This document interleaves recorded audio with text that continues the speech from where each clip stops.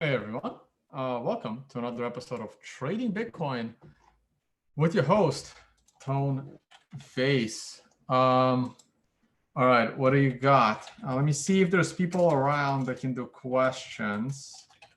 Anyone is free for questions. All right, let me see. Okay, so we got to take a look at the price. The price is moving. Haven't done a straight up price show in a while. Did a show this morning with Jimmy Song. I mentioned that I was a bear. I mentioned that I was a bear last night. I mean, people that don't understand how markets work immediately started laughing that the price did not fall below $7,000 over the next 12 hours. But guess what? If you waited 6 more hours, you got it.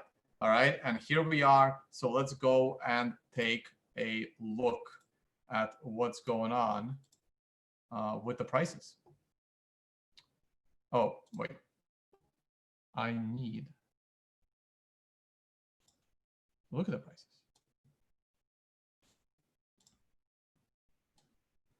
One second. Set up my station here. Boom. All right. Here we go. Where am I displaying here? There we go. All right. Here we go. ToneBase.com, products and services workshops. The options workshop is over. Thank you those that attended. We had a jam-packed 2 days of that option workshop.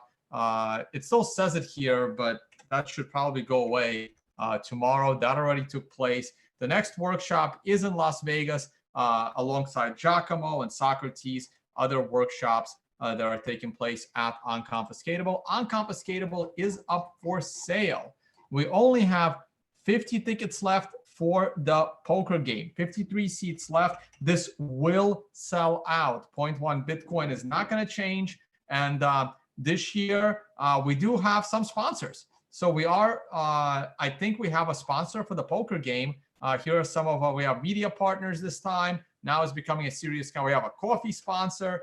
Paxful is one of our sponsors. Had some calls today about more sponsors. We are choosing our companies carefully. Not anyone is allowed to be a sponsor. We are hopefully we'll have a sponsor for the poker game this year. So the prize pool will be completely full. So keep that in mind as well. And the Financial Summit is also up for sale. Dominican Republic. I am going there tomorrow to select a venue. Got a bunch of meetings with like 5 different resorts, and that's what I am doing the rest of the week. I will try to bring you a video from the Dominican Republic, but I can't promise anything because I'll be busy as hell. So there you go. So that's the live. Check out the testimonials from the last Financial Summit, and here are some pictures. And here's the agenda that we did for last year. I'm going to update one for this year. All right, price. Price is moving. Everyone's curious.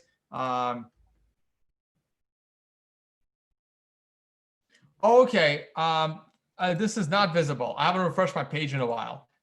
That's probably why. Options should not be visible. It's visible for me because I'm looking at a page from like 3 days ago, and I haven't like restored my computer. Good call on that one. Okay. Next. All right, cool. I got someone that might be able to grab questions. I don't have to pay attention to the live stream as much. All right, here we go. Let's look at the price. Let's see what's going on. There's your 5. There's the 5. There's the weekly 5. Now, the 5 is a true double-edged sword. We're going right into sequential. If you don't know sequential, please learn sequential. You can learn sequential for free by going to tonebase.com. Education, learn trading. You can learn all about sequential for free. Okay, it's right here in section 6, time analysis. All these links, well, not the first couple, but these. Time to market indicators, TD sequential, and a bunch of others. Okay, you learn it for free. You can get the book. This is the best one, Bloomberg Market Essentials. Okay, plenty of resources for you to learn it for free if you're interested. This is what I use to time my trades. Is it always going to be right? Of course not. But it's been not that bad lately. Okay. So right here, we are currently on a 5. This is a red 5. Now, the week has just started. Today is Monday. So we've got a lot of time left here. If this week closes as a 5, the challenge becomes this. Look at the last time we had, wow, this looks so similar. Jesus. See, look, we had a red 1. The 2 candle was an up candle. Then we had consolidations in 3 and 4, and then the 5th candle was a disaster. This time around, the 1 candle was a disaster. So the chances of this 5 candle taking you all the way down below 6,000 is not very high. We already had our big capitulation for this cycle. Can you have more than one capitulation in a cycle?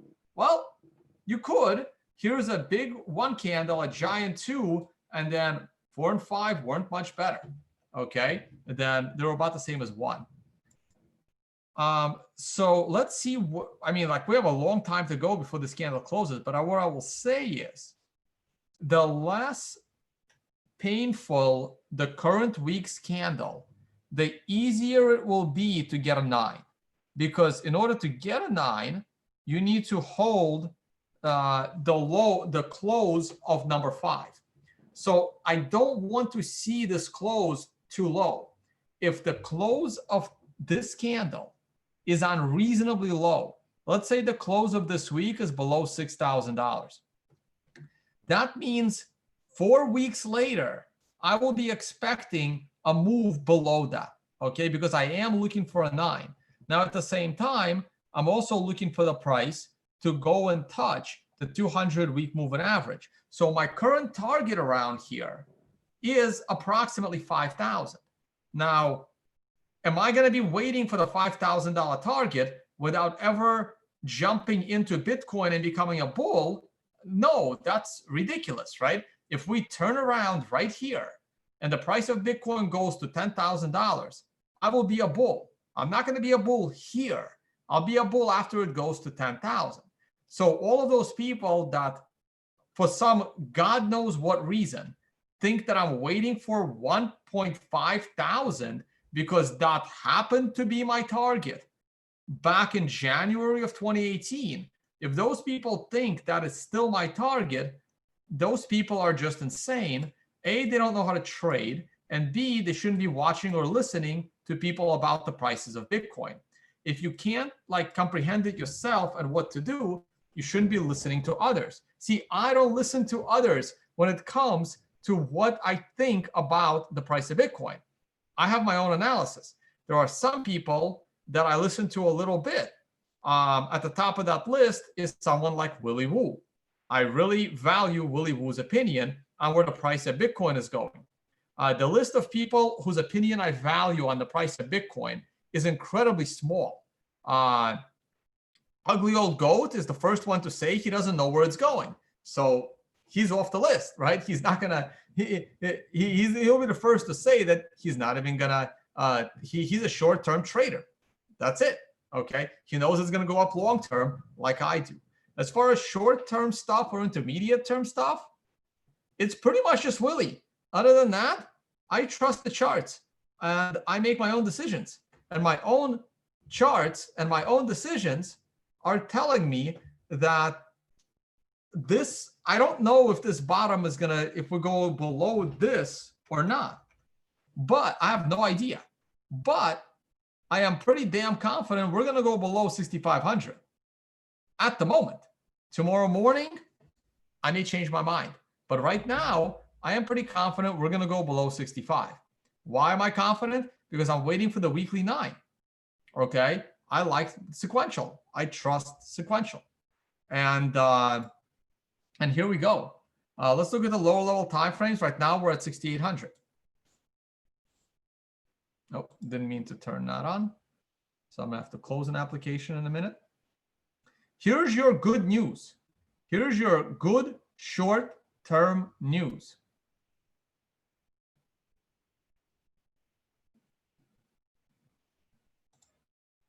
Your good short-term news is we are on a daily scale. we are on an 8. And by being on an 8, that means I am expecting a short-term low tomorrow. So tomorrow, we're going to get a 9, and I will be looking for a bounce in the prices to the upside. Do I think we're going to go lower today? Probably. Okay. But tomorrow, I will be looking for a little bit of a rebound to the upside. That's what I'm looking for tomorrow.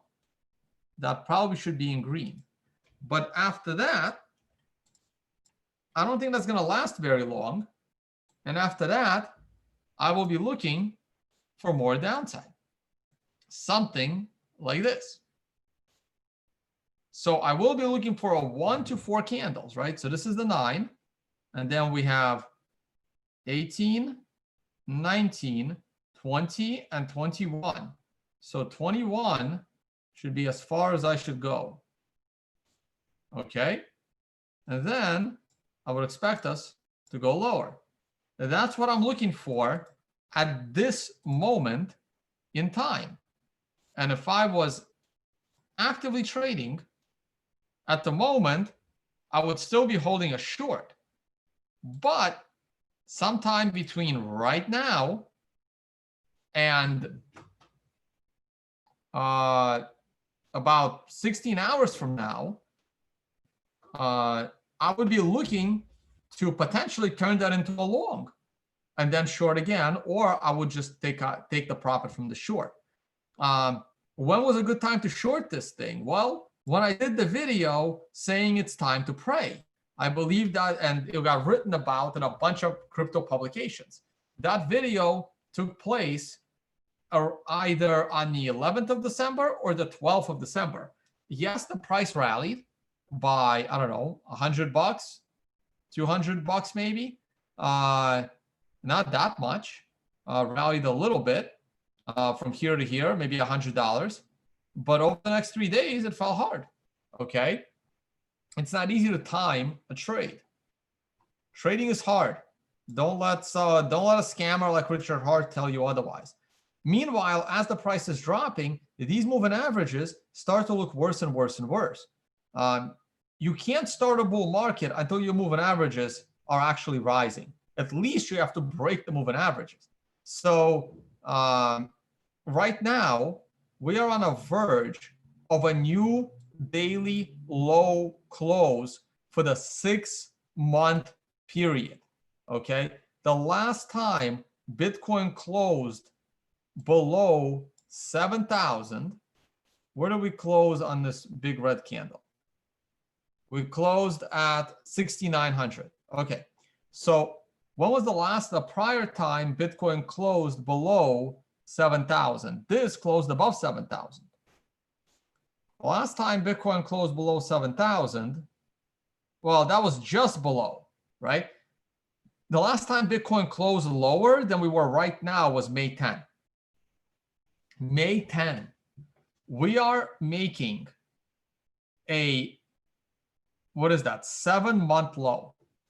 We are about to close the day at a 7-month low. This is not bullish at all. There is nothing bullish about this. It's bullish if you compare it to the 5-year low or that we've had, right? So when was the last time Bitcoin was below 3,000? The last time Bitcoin closed below 3,000, so this low even held on the close-end basis, right? So the last time Bitcoin closed below 3,000 was in August of 2017. We are about to go into 2020. So it's been 2.5 years. So,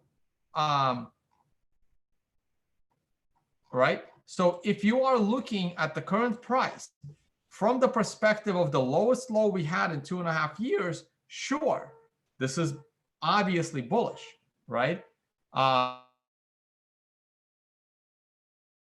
From the low, maybe what, 100%?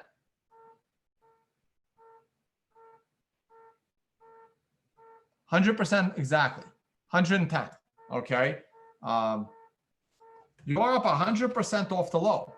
So if you bought at the very, very low, for the long term and you never sold, you're still up 100%. So that's not bad, okay? But this has been a bear market since June. And I don't see anything here that is ready to turn it. I didn't see it here when we felt, I didn't see it here at 8,000. I didn't see it here at 72. I didn't see it here at 65. And I don't see it here yet. Okay. Now, if this is a higher low and we start trending up, I could turn bullish, but I don't think this is the low for, it might be the low for 2019. We only have 2 weeks left, though I still, and if we rally into Christmas, if we rally into December 24th, we may not break 6,500 before year end, but I am still expecting 6,500 to break. All right, I see a bunch of questions already. Let me glance at the short-term charts. The 12-hour is being held by the setup trend line. Not really meaningful much. If I zoom out the 12-hour chart, you can see my arrows over time. Like, I'll draw another green arrow, but I was actually more bullish than I should have been. I actually thought Bitcoin could have made it to 86 before going down, but it couldn't even get that high up, right? I become a bull above 9,600.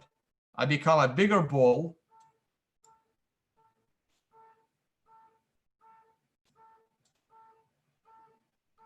here, and I become a bigger bull here.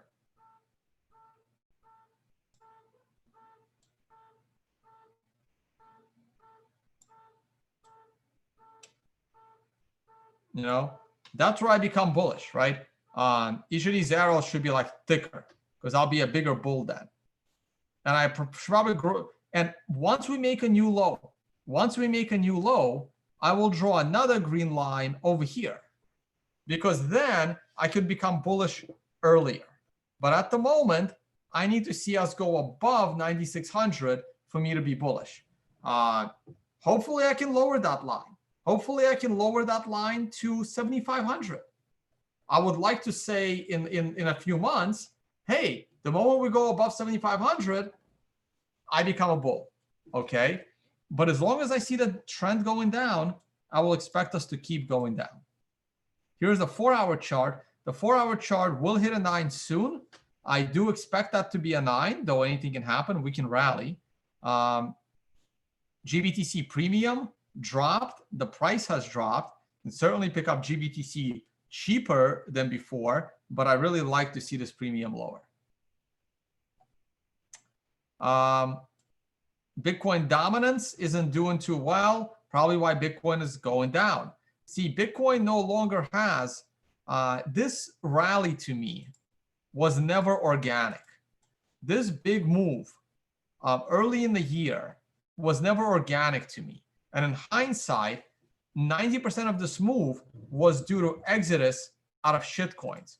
Look at what your Ethereum is doing in US dollar terms right now. It is breaking critical support. And however, there's a 9 tomorrow, so it'll probably rebound like Bitcoin. In versus Bitcoin, it's doing pretty good. And that's a problem. People keep getting mad at me for not doing fundamental analysis. Here's your fundamental analysis. The fundamental analysis on Bitcoin code is great. Okay, you have you still getting every 10 minutes there is a block. The hash rate is incredible. The hash rate is the biggest positive of the year. Well, hash rate is a little bit lower today. The hash rate from the all-time high of Bitcoin to today, the hash rate is up 500%. I could not think of anything more fundamentally bullish for Bitcoin than the hash rate being 500% more than it was at the all-time high. Couldn't think of anything more bullish. Okay. Liquid, great. Lightning, a little slow, doing fine. No bugs, no inflation bugs, no problems with the code. Great. The rest of Bitcoin's fundamentals are pure shit. Okay, you have scammers doing videos with scammers and going into deals with them. Like Bitcoin Cash is making deals with Hex because both of these things are controlled by an individual person. It's a different person, but they'll merge, right? There's nothing stopping, Richard Hart from selling the Hex code over to Roger Ver, and he'll buy him out. And now Roger is the sole owner of Hex, right? And people are believing in this bullshit, okay? As long as that continues to happen, Bitcoin's fundamentals are pure crap. And as long as I keep seeing that, I can't possibly be bullish on the future of Bitcoin anytime soon. The ecosystem has to eliminate this nonsense. If you actually want Bitcoin to rise, you want merchant adoption, you want global adoption of Bitcoin, that is not going to happen while everyone in the crypto space believes in shitcoins, while they're all making deals with shitcoiners, when they're afraid to say something about a scammer sitting next to them because it may hurt their sales of their business. As long as that continues to happen, this space is going to struggle. It's going to struggle, okay? So everyone keeps telling me, what about the fundamentals? What about the fundamentals? The fundamentals are crap. I'm willing to hold through the crappy fundamentals because the crappy fundamentals could become good fundamentals any day. We were watching shit fundamentals becoming good fundamentals right here throughout all of 2018 and the first half of 2019 as Bitcoin dominance moved from 37% all the way up to 71%. So the next time Bitcoin's fundamentals improve, Bitcoin dominance will need to move from 70% up to 80%. And that's when Bitcoin's fundamentals will actually improve, because Bitcoin's fundamentals on the technical side can go to shit. Liquid could be identified as being terrible. Lightning may not be the right scaling solution. Bitcoin code, could be, I don't know, someone finds and exploits some kind of a bug, right? So right now, those are the only three good elements. Like Bitcoin can't get the next soft fork in. This is the Schnorr signature soft fork, right? That's another fundamental element. And when that fundamental element enters the Bitcoin ecosystem, that's going to improve Bitcoin. If it can't enter the Bitcoin ecosystem, that hurts Bitcoin's fundamentals. So right now, I should think of a fifth element of Bitcoin fundamentals, maybe institutional buying, getting the ETF, institutional buying. I don't really know how much of that is happening right now. I don't have insider knowledge. I'm going to try to bring someone from the institutional side to Unconfiscatable so they can give us a little bit of an update. Okay. I will look into that. So halving is a known event. It's a known event. Halving is not going to change. What are your possibilities of new all-time high, new all-time low after the halving? Very low and very scary. I believe that the low in the price of Bitcoin for this current down cycle, I believe that the low for Bitcoin in this current down cycle since June will take place before the halving, not after the halving. I believe the low will be made before the halving. The most logical place for me right now as to where that low is going to be is somewhere between $4,000 and $5,000. Okay, closer to 5 than 4. I have an open bet with Crypto Man Ran from Crypto Trader South Africa that Bitcoin will fall below $4,500 before the halving. When did we make that bet? We made that bet back in May.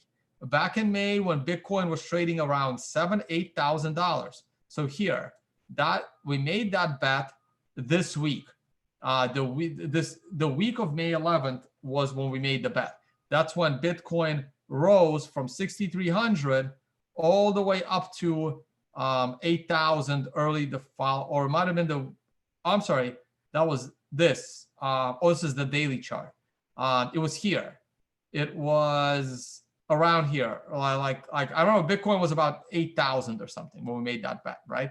And I expected Bitcoin to fall down to 4.5. And I didn't see the 14,000 coming. I didn't expect that at the time, but I did expect Bitcoin to fall to 4.5. My view of Bitcoin going to 4.5 has not changed. It has changed a little bit. By going as high as 14,000, we actually opened up two possibilities.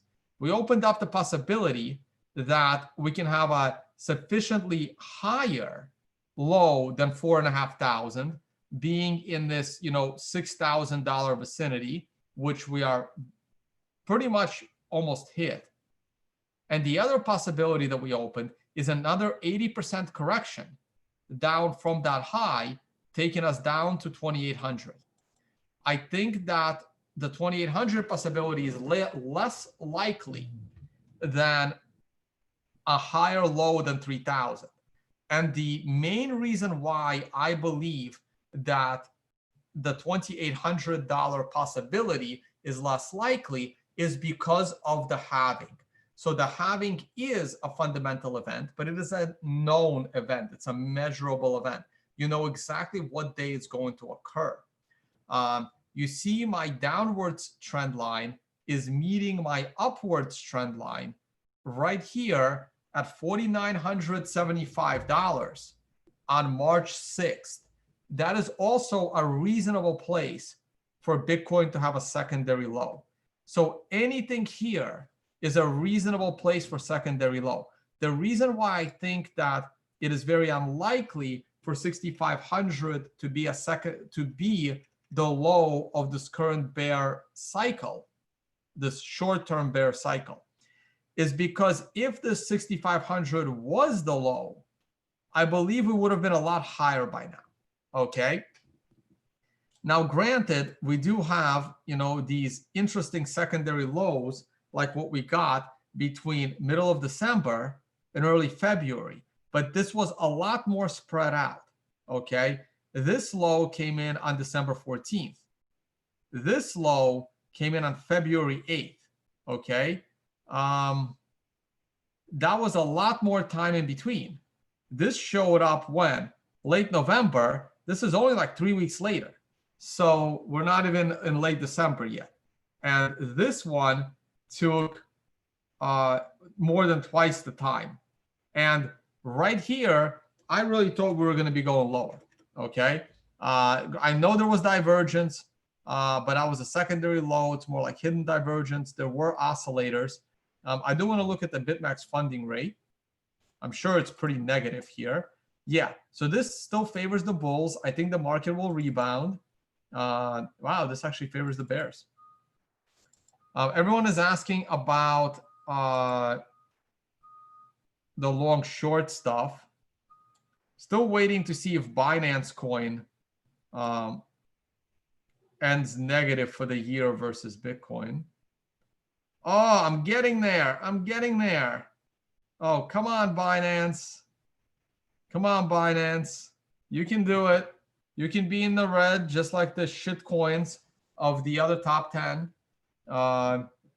Look at how much all of these other shit coins are down versus Bitcoin for the year. Okay. And Binance is the only one that's outperformed Bitcoin this year. The only one. The long shorts, the longs and shorts on Bitfinex, you can see the ratio has significantly dropped. That's because a bunch of people shorted the hell out of this market the other day, and they're clearly profiting. And the longs, all those leveraged longs, are in trouble. All right, there it is. See, the shorts went up, and oh, the longs didn't really drop, did they? But the shorts rose. That was enough to drop the ratio. Gold. Gold is hanging in there. A little surprised. Oil hasn't really been doing much, though it is starting to look bullish here.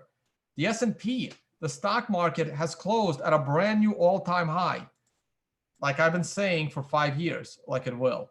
And next week is going to be key. Next week and later this week. Wow, we got a 9 coming in on Wednesday. We don't have any 13s in the making right now. We don't. The new code does combos a little bit differently. Those that have the old code, you probably have sequential numbers here. This code does not. I will explain the new changes once I release this sometime around Christmas. Still testing. 9's coming next week. This weekend over at the options course, I talked about being bullish Starbucks, and I also talked about being bearish Roku. Roku started off falling really hard this morning. I'm not sure exactly why it rallied, but those that attended the options workshop know what this range means. So we're gonna watch this range going into January option expiration. All right, Unconfiscatable on sale. The poker tournament is halfway to selling out. The Financial Summit on sale, both of them. Dominican Republic and Bali. I got a bunch of questions. I'm about to go through them. Here's the agenda from last year. Pictures, videos with some of the attendees and presenters. Our next one is in DR. You can choose which one to register for. Here is Dominican Republic. Here is Bali. Okay, select the right one. Select if you're bringing your wife or a girlfriend or your husband or your boyfriend. And if you need to alter dates, and you can fill out the form. Okay. All right, questions. Let's do it. What do we got? Bitfinex longs keep rising into the dump. Yeah, I can't really explain that. Is this a crazy whale? I don't know. Maybe. I can't explain it, guys. Stocks ripping like crazy. I agree. Is this Trump trade news or not related? I don't know. Like, I was talking about how the stock market was gonna keep going up for up to 10 years before Trump was even in the running to be president, right? Like, I was bullish the stock market before Trump got elected, and I will be bullish the stock market as Trump gets reelected. Okay. Don, thoughts on the VIX level? What is the VIX level? Good question. Let's take a look at the VIX. I have not looked at the VIX in forever. Load chart layout. I have a chart of the VIX. Thank you, TradingView Blockchain, for providing me with information. The last time I looked at the chart of VIX was over a year ago, 2018, October 21st. October 21st, 2018 was the last time I looked at the VIX. Thank you, TradingView Blockchain, which remains more immutable than the Ethereum blockchain.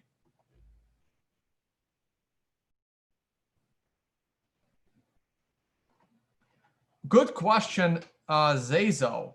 Tone, what is the price before the halving that will make you nervous? $700. That would be the price before the halving that would make me nervous. Any price above $700 before the halving will not make me nervous. If you ask me what is the price after the halving that will make you nervous, probably below 2,000 will make me nervous after the halving.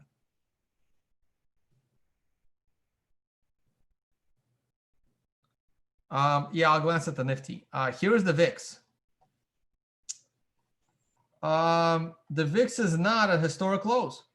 The VIX is not even at the lows it was in January of 2018.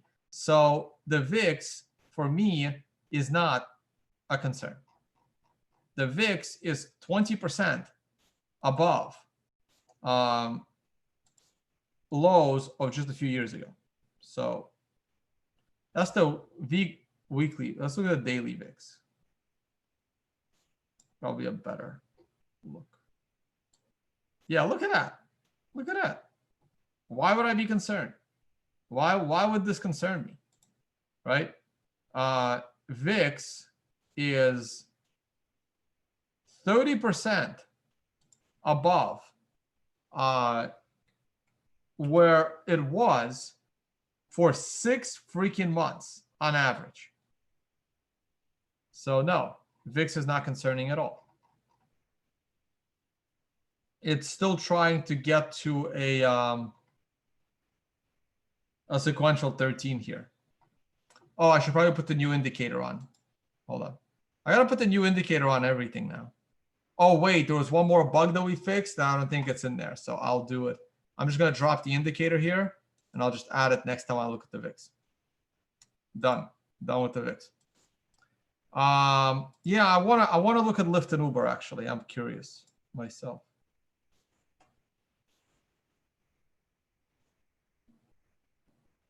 And Tesla. Oh, God. You know, I am kind of pissed that I'm not in the Tesla stock. Now, I would have gotten out on Friday, but had I been paying attention to the open market today and not, you know, doing 3 videos, we did a trading. First of all, I got a haircut, if you call it that.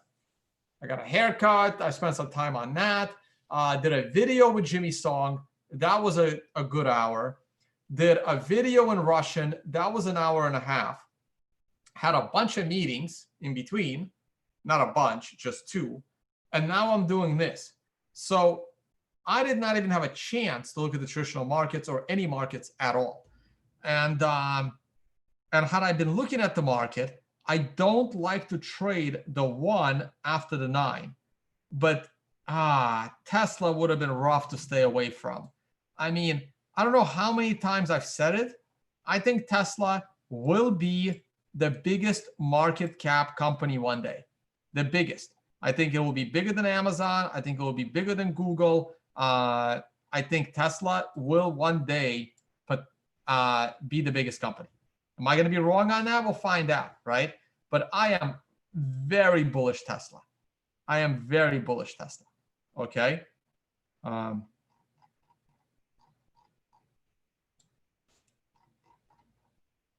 Just an opinion, not trading advice, just an opinion.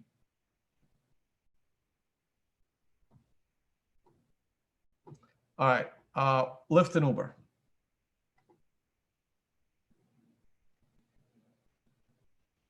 And one day there'll be a company bigger than Tesla. This is how markets work. This is why the stock market keeps rising. The stock market keeps rising because companies like Ford leave the S&P 500 and companies like Tesla go into the S&P 500. Where are they? Lyft. I'm bullish.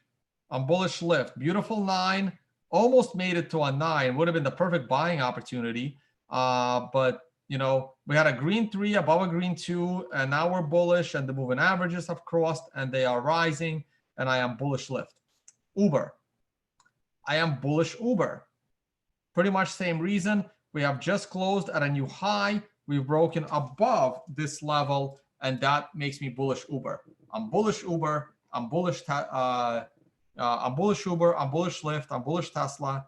I'm bullish the car sector clearly. However, I am concerned that there is a 9 coming in on Wednesday, and there is a weekly 9 coming next week. You know when I wasn't concerned about the stock market? I wasn't concerned about the stock market right here. Go back to my videos from late October, and you will see how I am not concerned about the stock market because we are breaking out to new all-time highs, and we have just started a new weekly sequential count. That's when I'm not concerned. Here, I am starting to get concerned, and I will be concerned next week. All right, next. Bitcoin depth cross. Is depth cross nonsense or is it really meaningful? Depth cross is meaningful, but it is not meaningful on the day of the depth cross. A depth cross Let's go to the weekly chart. Let's go to the daily chart. Here's the def cross. For me, the def cross took place. For me personally, the def cross took place. Oh, not here, right here. That's where the def cross took place. The def cross took place on October 25th. That is when the 50-day moving average fell below the 200-day moving average. Was this def cross meaningful at the time? The answer is absolutely not, because 2 days before the def cross, Bitcoin was 7,000, and 1 day after the def cross, it was 10,000. Now, a lot of people were screaming and yelling, saying it's not a def cross unless both moving averages are falling. That is not true at all. That is incorrect. This is a legitimate def cross, and there you go. Okay. Though I don't even see how they both could be falling. That makes no sense at all. Okay. This def cross was very meaningful and very relevant, but this def cross was just as relevant a month earlier, because a month earlier, the probability of it happening was very, very high. And now here we are 2 months later, and it is as relevant today as it was then. It was forecasting the future of where the price of Bitcoin was going. And there's a reason why it's called a def cross. So this def cross, you could have seen it coming a month earlier. And so as of September, the moment we fell out of this triangle, my expectation was that Bitcoin was going to struggle the rest of the year and perhaps the majority of next year as well. Okay. We can talk about the golden cross when it happens. The golden cross took place right here. It was pretty meaningful at this point. I really wasn't looking for 1,500 anymore, but I needed a significant pullback, which I never got. I finally got my pullback. And what pullback did we get? We got the pullback. I should probably look at it. We got a 53% pullback, and I feel that that is not enough. Not enough. I want this to be at least 60, possibly 70, but hopefully no more than 80. If we go down to 5K, we will get the 60. To get the 70, we have to go down to below 4.5. I don't want to see 80, but 80 is possible. The most likely outcome is the vicinity of 5K. Next question. Oh, I'm about to jump. So, okay, wow, there's a lot of questions, guys. I still got to pack. I got to fly out tomorrow. Tone, what effect does accelerating negative interest rates have on precious metals and Bitcoin? Very, very, very little effect. Interest rates have very little short-term effect. Interest rates have a long-term effect, okay? Negative interest rates have a long-term effect, okay? When the interest rate is negative, that means that the government is confiscating your money. So you want to hide that money somewhere else. If there is too much KYC on gold, then it doesn't matter. Then the government can tax you on the gold that you have. Negative interest rates help Bitcoin. They have a huge effect on Bitcoin. When negative interest rates stay negative for a long enough point in time that people feel it, they will move all that money into Bitcoin because they don't want to lose any more money, okay? I have a million questions, so I got to go through them faster. Okay. I got to do another one of those 3-hour Q&A videos for like $50 each and targeted questions. And then I'll release that for free. How can the Bitcoin price be soft heading into the halving? How? Because the speculation of traders is a lot greater than the halving on the short-term basis. Like if you think that the price of an asset can't go somewhere, you will always be wrong. That it can go anywhere, okay? We are so far away from the halving that we can go down to 5,000, go up to 10,000, and then go down to 5,000 again, okay? All before the halving. And it will all be reasonable because Bitcoin has done it before. I mean, just look, we went from 7,000 to 10,000 to 6,500. Can we go up to 8,000 and then down to 4? Of course we can, right? There's so much time before the halving. Anything can still happen. It's still a speculative market. The Canaan IPO. Yes, let's go take a look.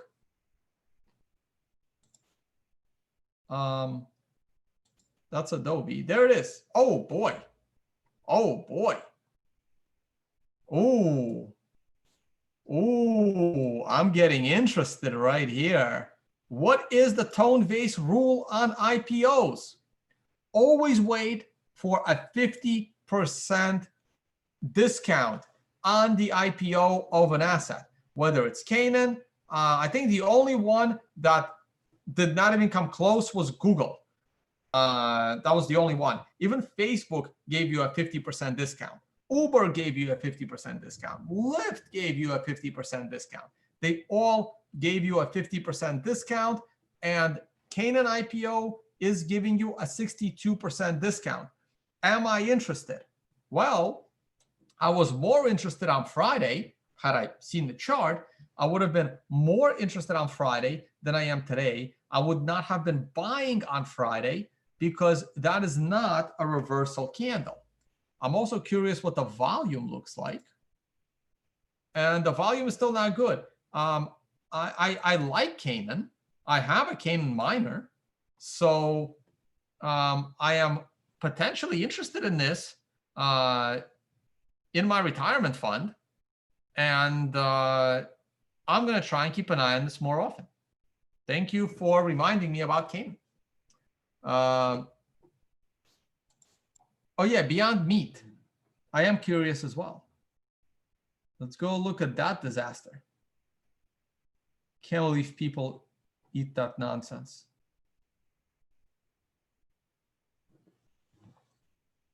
Do I not have it saved? What's the ticker? BYND. Yeah, I didn't have it. Beyond Meat, what is the discount off IPO? Ooh, so there is no discount off IPO, but there is a discount off the all-time high.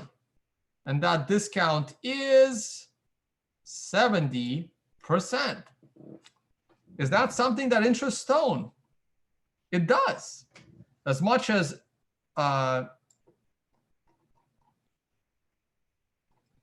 all right, let me, it was a joke. I know why people eat Beyond Meat. I would potentially be interested in this. I do think that vegans are slowly taking over the world. And I do think this stock has a chance to go back up, and a lot. But this is a terrible looking TA. I am not interested in this at all, okay?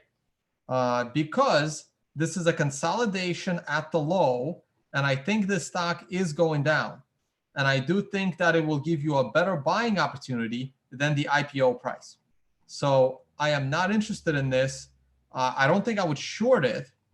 And I got to take a look at options here. I am bearish this stock at the moment. I don't see anything bullish here. Canaan isn't giving me anything good either. Yeah, I can look at Nifty.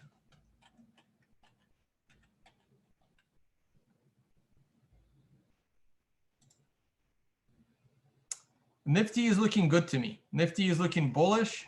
It had a bad day, but it's still looking bullish to me. Topped on a 9, dropped quite a little bit, and now it's going back up. I like the counts here. On a weekly scale, Nifty still looks good, approaching a double 9.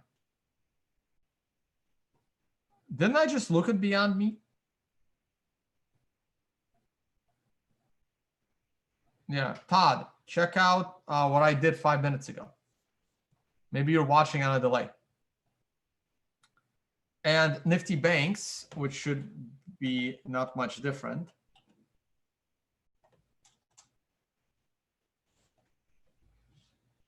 Oh, that one is topping next week on a 9. And that could be the end of that run. It's been holding up a little bit better than Nifty itself, I think. And on a daily scale, wow, look at that 9. Nice 9 at the top. Reversal candle at the bottom. I don't really care for Head and Shoulders, guys. It better stand out. Like if someone says, "Do you is there a Head and Shoulders or do you see it?" The answer is always going to be probably not, because it better be obvious as hell. And even then, I don't normally even care for it. All right, back to questions. GBTC Premium, not good.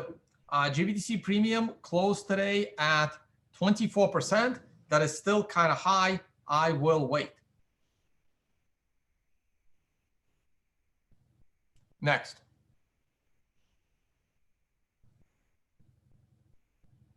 Are you buying in your retirement account? No, I'm not. Not yet. Any chance the 200-week moving average holds Bitcoin?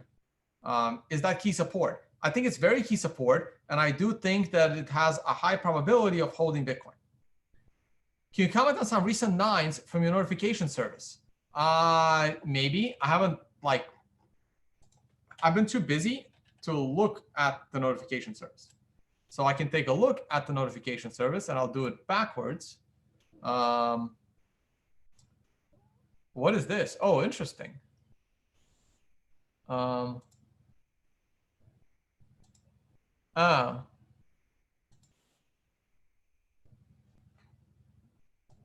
Here is Diamondback Energy.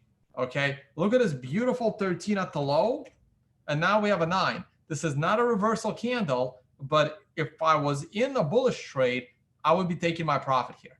Okay, that's an example from the notification service. What is this?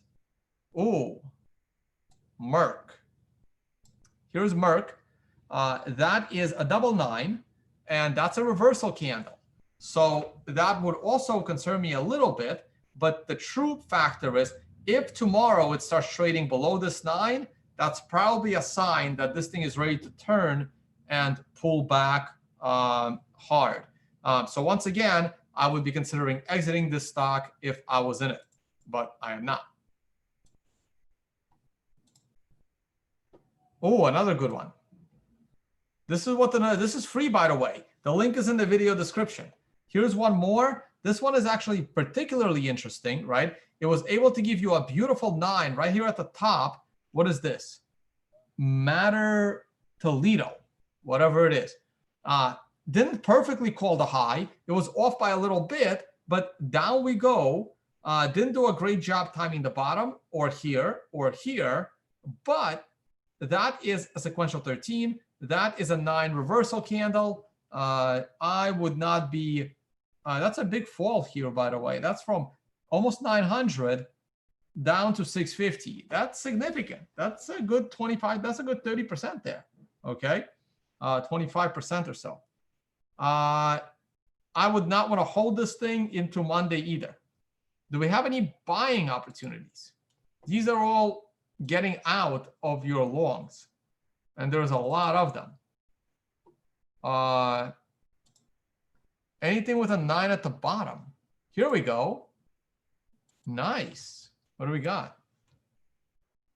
This is interesting to me. Look at this. Look at this 9 at the low.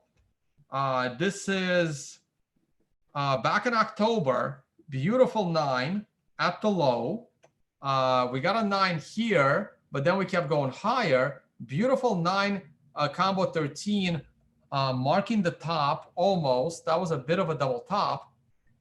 9 by here that didn't materialize into much. And now you have another 9 preceded by a low with a nice tight candle of low volatility. This is potentially interesting to me. We held the last setup trend line by a lot, by a wide margin. There is still a possibility of a sequential 13, but something like this could potentially be interesting. But remember, I'm expecting the overall market to top. So perhaps this is not the time to look for longs, but I wanted to give you an example of a long from the notification service or a potential for a long. Microsoft, also notification service. Beautiful 913 right at the high. Again, not a stock I want to be holding into the rest of the week at the moment because I am looking for the market to short-term top.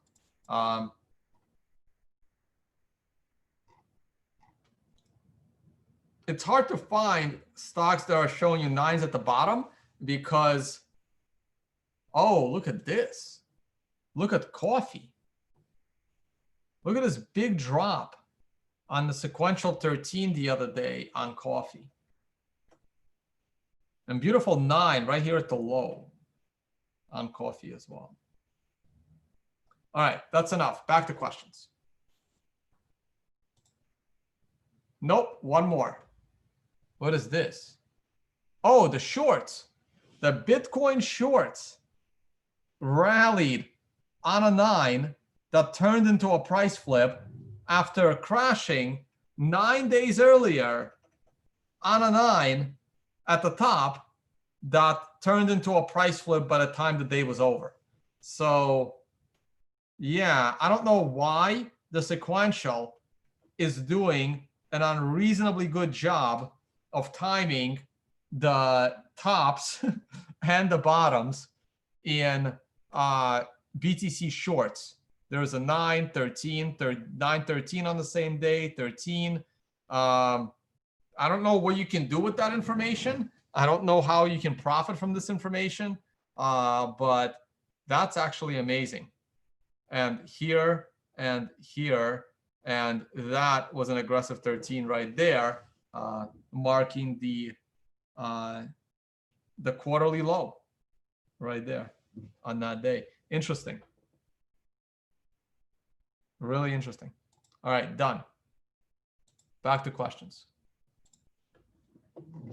Jesus Christ, guys, I do have to get off the video soon. Can you check the pulse of the Ethereum chart? I did that earlier. Is Tyler Hyperwave still alive? Yes, the Hyperwave is still alive. It is. The Hyperwave will be alive. The price of Bitcoin can go to 1,000 according to Hyperwave. There's one thing that cancels out Hyperwave. We need a new all-time high. So the only way there's two ways that Hyperwave plays out. Either either the price goes down to 1,000 or the price goes above 20,000. I believe the price will go above 20,000 before it goes down to 1,000. And the main reason I believe this is because the halving is coming.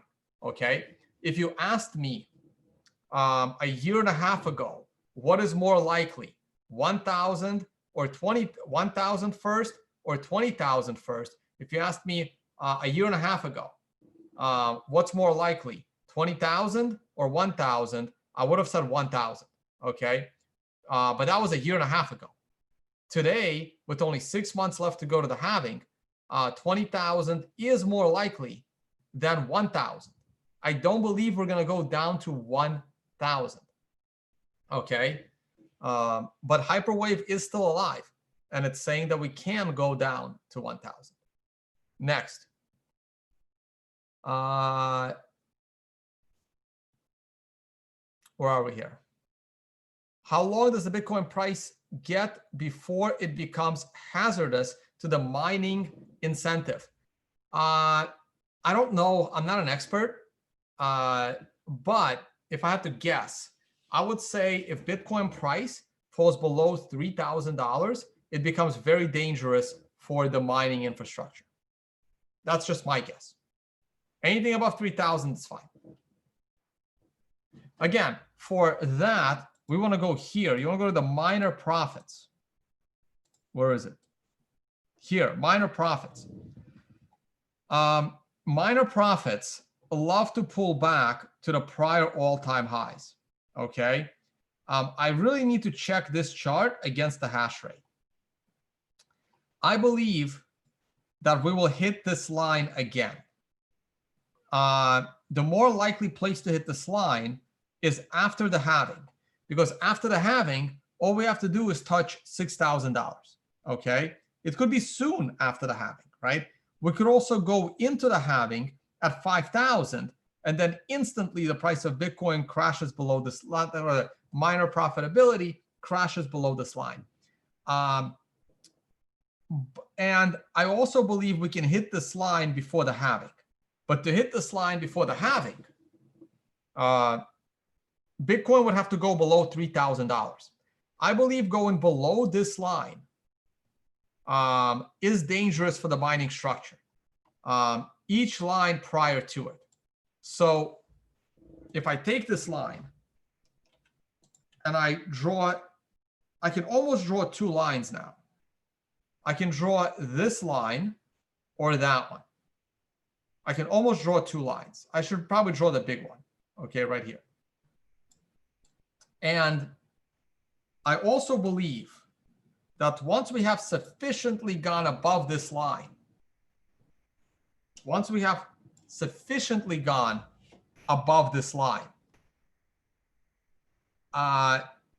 it would be very dangerous for miners to then fall below this line, okay? Now, after the halving,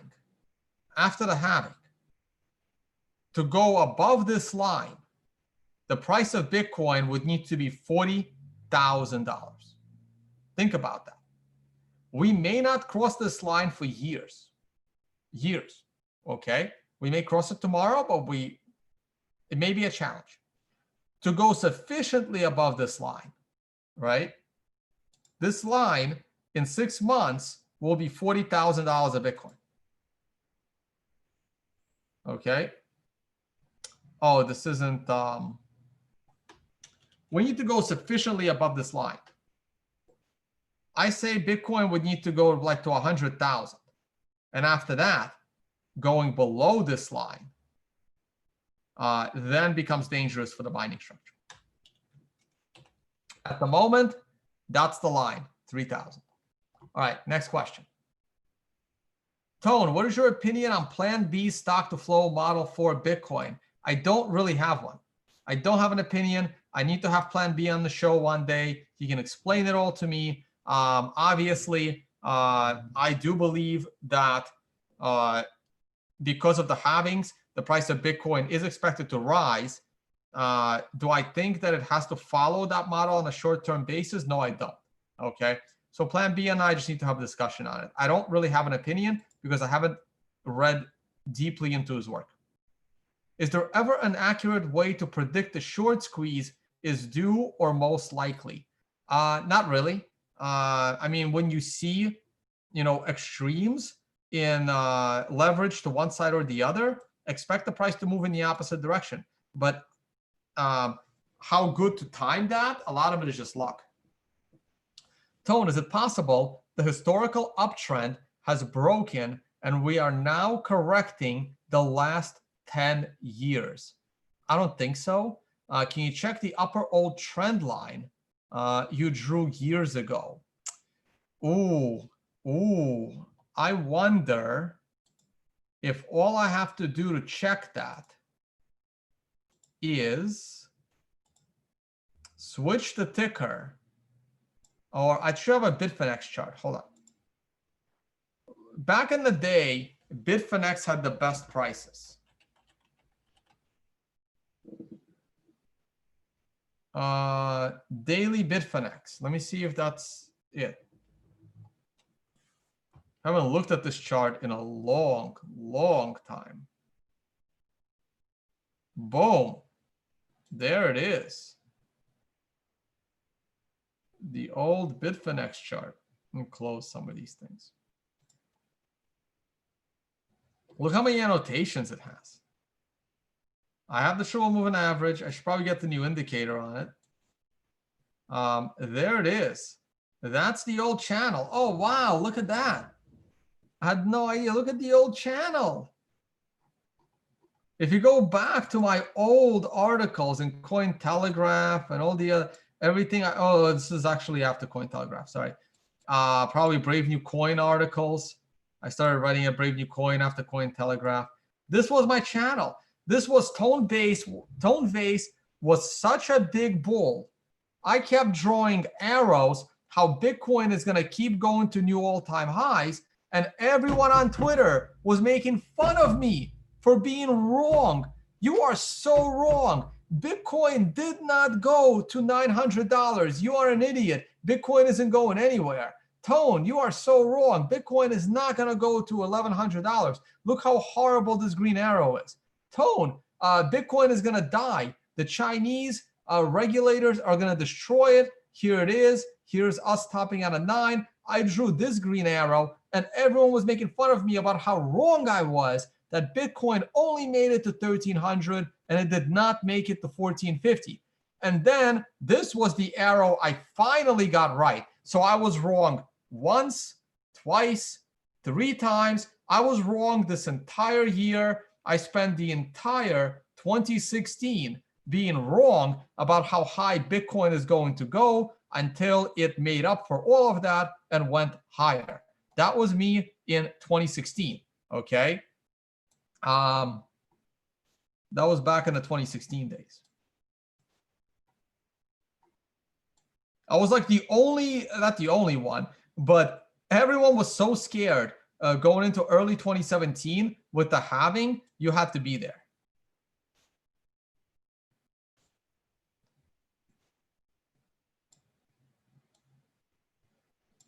So now, here's that channel. And, you know, by us going so far above the channel, we overshot the channel to the downside, but we didn't like, this was my expectation for Bitcoin. My expectation for Bitcoin at the end of, I really believe we can stay in this channel indefinitely. If Bitcoin never went exponential to 20,000, we could have stayed in this channel indefinitely. We would have still had a $13,000 Bitcoin in June of 2019. But guess what? That was supposed to be the all-time high. The 13,000 in 2019 should have been the all-time high according to the channel. And had that happened, we would probably be somewhere around 17,000 today. But by us overshooting here, we're still deleveraging from this insanity of shitcoins. And hopefully one day we will make it back into this channel, because I think it's time to extend this channel a little bit. But I don't want to like screw it up. I wonder if I can just extend it. If I double click and I don't have coordinates, damn. All right, I have to do this carefully. Chart's so zoomed out.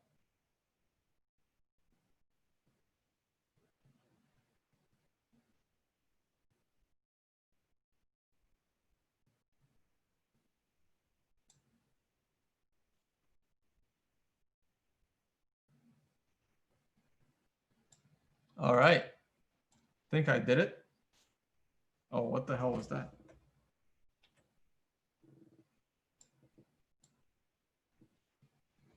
Yeah, that looks good. That looks good. There's our channel. I extended it into the halving. No, not really. I only extended it until February, end of February. I mean, let's hope we can get into this channel one day. It's pretty damn steep. I think we will make it back into the channel one day. Maybe we'll have a giant, like once Bitcoin, eventually gets back to 20,000. I don't know, sometime in 2023 or something, 2022. We can then go from 20,000 up to 100,000 quickly, and then we get back into the channel. But it's going to be a challenge. It's going to be a challenge. Would have been so much better if the 13,000 that happened recently was the new all-time high. Bitcoin bottom before the halving. Probabilities, if you can give percentages in your opinion. I believe that the Bitcoin bottom will occur before the halving.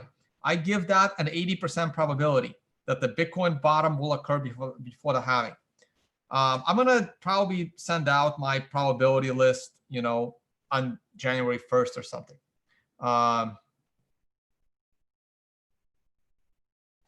See, this chart has in my notes from back when I was writing and talking about the price of Bitcoin back in the day. Like if I turn on volume, there's a reason why these things are there, right? So I have a lot of old charts, guys. I was like one of the first TradingView users using Bitcoin. I wish I knew about their affiliate program back then. Speaking of affiliate programs, guys, right there, check it out. TradingView. If you're going to be charting on TradingView, please use my affiliate code. You have others. You have a bunch of exchanges, some that are US friendly, some that are not US friendly. Paxful, one of our sponsors for Unconfiscatable is Paxful. Keeps moving around right there. TourGuard. Please, if you want to support your content creators, just use their affiliate links. It doesn't cost you anything, but your content creators can benefit. Okay, back to the chart. Which chart was it? Okay, hold on a second. Let me go to, Bitstamp Weekly. Check this one out. Bitstamp Weekly.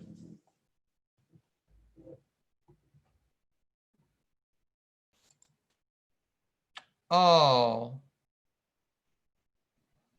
that's not the chart. I have that chart. Hold on. It's another weekly chart. Maybe it's historical. Bitstamp full history. Another old chart. No, not that one. I have two. I have hundreds of these things saved. I have the pro account of TradingView, so I can save as many charts as I want.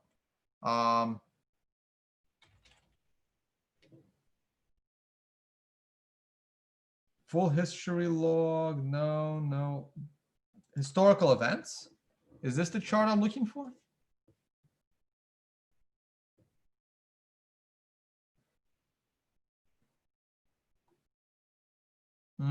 I had one with like historical events all throughout, like all of the historical events. I don't know what happened to that chart. I don't know where I have it saved.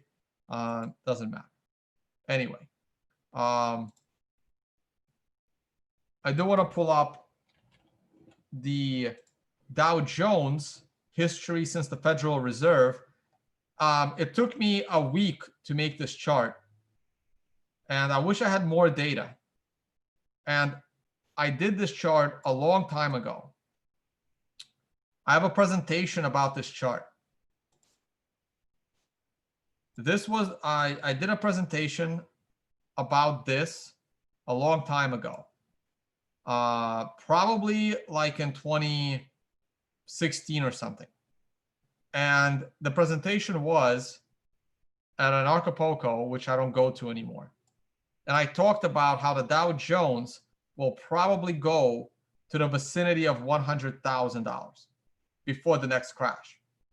And this was the chart. I spent an entire presentation talking about the history of the stock market and why I'm expecting this. Because between the year 1931 and 1994, for 60 damn years, the S&P 500 was in the bottom half of this channel. So I don't know if we're going to spend 60 years above, but from 1994, I'm expecting the top of the market sometime around 2030s. That's when I'm expecting the ultimate crash in the stock market. Maybe it'll come sooner. Maybe it'll come with the end of Trump. Maybe the US will hang in there another, 10 years after Trump. Well, not 10, wait. Trump will be done. 4 more years of Trump takes us to 2024. So yeah, another 10 years after Trump, another decade after Trump, and then it might be, I'm not going to say over, but the one thing I had to say, the biggest takeaway from me teaching about this chart was you can't have a 1929 style crash without the raging 20s from 1921 up until 1929. So from 1921 up until 1929, the Dow Jones went up 450%. Think about that, right? The stock market was rising over 50% per year for 8 years. Okay? That's ridiculous. Now, you better have a similar style rise. So I would want, like, I would need the stock market to go exponential. We would need, when was the last time the stock market moved more than 25% in a single year? I think that was 2016, I think. It did. But, oh, and it did like right here coming out of the crash, right? Imagine the stock market moving up 50% per year by on average for 8 years straight, okay? We've only had like 1 year of a 50% rise since the dot-com days. And this was a big run-up, and then we paid for it. This was a smaller run-up, but this was the second. Like, there's just so many similarities here historically. And historically, this is on pace for $100,000 down before any kind of a serious correction. Just technical analysis, nothing to do with fundamentals, though I am bullish fundamentally as well.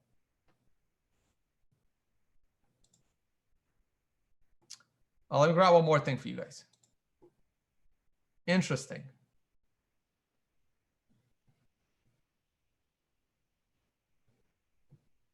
No, never mind. I'll look at that later. All right, that's it. That's for me. Once again, hey guys, check out Unconfiscatable. Come to the conference. Tickets are on sale. The poker game will sell out. Looking for other cool speakers. And the financial summit. Let me not curse. I got a pack. I got to go there like actually tonight, late at night. So I'm done. I'm going there to look for a venue, and we'll keep you guys updated. All right. Talk to you all on the next one. Check out support with the affiliates. Bye, guys. Should probably eat at some point today too. Later. No more videos. This was number 3 for the day, though one of them was not in English.